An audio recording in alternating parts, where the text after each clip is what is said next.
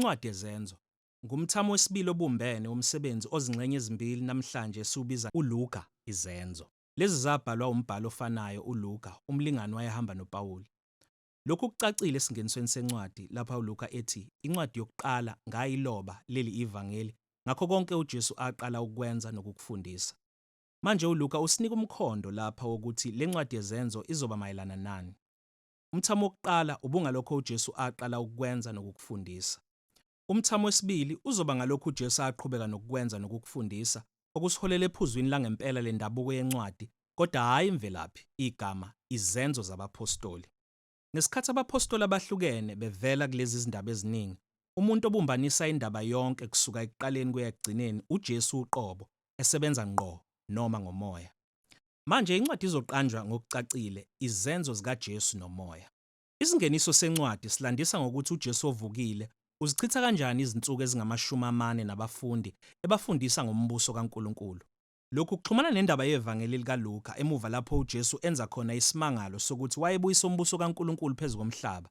Ngokuqala ngo-Israyeli, wabiza u-Israyeli ukuba uphile ngaphansi kokubusa kukaNkulunkulu ngokulandela yena. Futhi wamiswa esihlalweni sobukhosi njengenkosi ngenkathi enikela ngokuphila kwakhe enqoba ukufa ngothando lwakhe. Manje incwadi yezenzo iqala ngenkosi uJesu evukile eyala abafundi bakhe ngokuphila embusweni wakhe. Uyathembisa ukuthi umoya uzofika maduze abagcwalise ebuntwini bobukhona bakhe. Lokhu kugcwalisa elinye lamathemba abaprofeti beTestamente elidala angukhiye lokuthi embusweni wobuMesiya ubukhona bukaNkulunkulu, umoya wakhe buzofika buhlale phakathi kwabantu bakhe ethempelini elisha kuguqule nenhliziyo yabo. Manje uJesu uthi uma lokhu kwenzeka umoya uzobapha amandla abafundi bakhe nibe ngofakazi bami eJerusalema naseJudiya naseSamariya kuze kube sekupheleni komhlaba. Kusuka lapho uJesu uyathathwa ngefu phambi kwabo. Isithombe esidetshwe encwadini kaDaniel isahluko sesikhombisa. Sisikhombisa ukuthi uJesu ubekwe kanjani manje esihlalweni sobukhosi njengendodana yomuntu efakazelwe emva kokuhlupheka kwayo, kodwa manje uhlanganyela noNkulunkulu ukubusa phezu komhlaba. Futhi uyathembisa ukuthi uzobuya ngelinye ilanga. Manje izindikimba ezisemqoka nokwakhiwa kwencwadi yezenzo kuyageleza lapha esahlukweni sokuvula. Le indaba ngoJesu ehola abantu bakhe ngomoya ukuba baphumele emhlabeni, bameme zonke izizwe ukuba ziphile ngaphansi kokubusa kwakhe. Manje indaba izoqala ngaloyo myalezo usabalala eJerusalem nasezifundeni ezingomakhelwane zaseJudiya naseSamariya ezigcwele abantu abangewona amaJuda, ukusuka lapho ezizweni zonke kuze kube sekupheleni komhlaba. Le video izogxila engxenyeni yokuqala yencwadi. Ingxenye egxile kwiJerusalema iqala ngabalandeli bakaJesu belindile kuze kuba yidili lePentecost, lapho bonke abahambeli bamaJuda abavela ezindaweni zonke babesedolobheni. Umoya oNgcwele ufika kubafundi njengomoya omkhulu namalangabi ehlela phezu kwekhanda lomuntu nomuntu. Ndawonye baqala ngokumemezela, bakhuluma izindaba zemisebenzi emangalisayo kaNkulunkulu. Bakhuluma ngazo zonke izilimi ezahlukene bebengazazi ngaphambilini, kodwa bonke abantu ababebuthene khona baqonda ngokuphelele. Manje ukubona lokho uLuka akugcizelelayo endabeni kubalekile ukubheka izimpande zeTestamente elidala zazo zonke lezi zithombe. Okokuqala, umoya nomlilo ukukhulumela ukuqondile ezindabeni ngokukhazimula kokuvutha kobukhona bukaNkulunkulu bugcwalisa iTabernacle neThempeli. Futhi ixhumene nezithembiso ezaprofethwa ukuthi uNkulunkulu uzofika aphile ngomoya wakhe ethempelini elisha lombuso wobuMesiya. Manje lapha kuyizenzo ukuvutha kobukhona bukaNkulunkulu kuyafika ukuhlala hayi esakhiweni kodwa kubantu bonke. uLuka uthi lelo yithempeli elisha elithenjiswe ngabaprofeti ngumndeni kaJesu wesivumelwano esisha, abantu bakaJesu, okuxhumana nento yesibili uLuka azama ukisho lapha.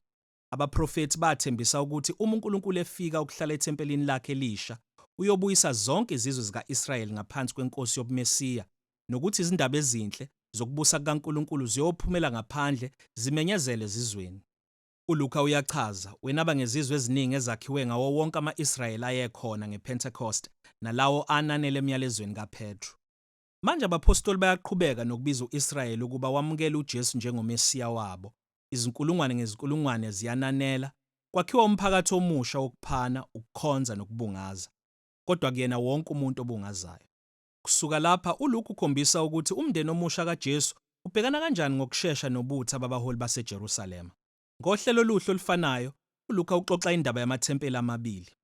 Ithempeli elisha likaNkulunkulu, umphakathi wabalandeli bakaJesu behlangana nsuku zonke emagcekeni ethempeli nasemzini ngemizi. Manje, phakathi kwalezo zaziso izindaba ezimbili ngoPetru nabanye abaphostoli bephulukisa abantu emagcekeni ethempeli, bathola ukuboshwa ngobuholi bethempeli, okwalandelwa inkulumo kaPetru ngaso sonke isikhathi eletha isimangalo sokuthi uJesu uyinkosi ka-Israyeli. Phakathi nendawo kwakho konke lokhu, indaba yabalandeli bakaJesu benikela ngempahla nababenakho esikhwameni esisodwa ukusiza abampofu, okuyinto enhle kakhulu, kodwa kubukeka kusesithubeni ukuthi uLuka uyakuveza lapha, ngaphambi kokuthi ubone ukuthi lo mkhuba ochaze emthethweni yeThora okwakumele ngabe uyenzeka ngethempeli laseJerusalema nabaholi balo.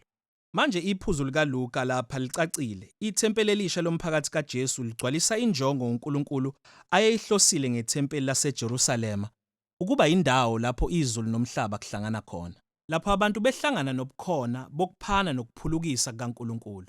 Lokhu kungqubuzana phakathi kwamathempeli amabili kuhlangana kuyizenzo isahluko sesithupha nesesikhombisa, idlambi lokuqala lokushushiswa. Abalandeli bakaJesu bayaqhubeka nokwanda bedinga abaholi, omunye walabo nguStefano ongufakazi kaJesu onesibindi eJerusalema. Ugcina ngokuboshwa, ubekwa icala lokukhuluma ngokumelana nanokusabisa ithempeli.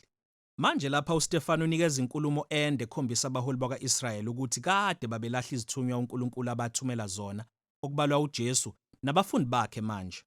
Abaholi baseJerusalema bathukuthele, babulala uStefano, bakha itulo lokushishisa abalandeli bakaJesu okwaxosha iningi labo edolobheni. Kodwa kuba nomphumelo oyindida.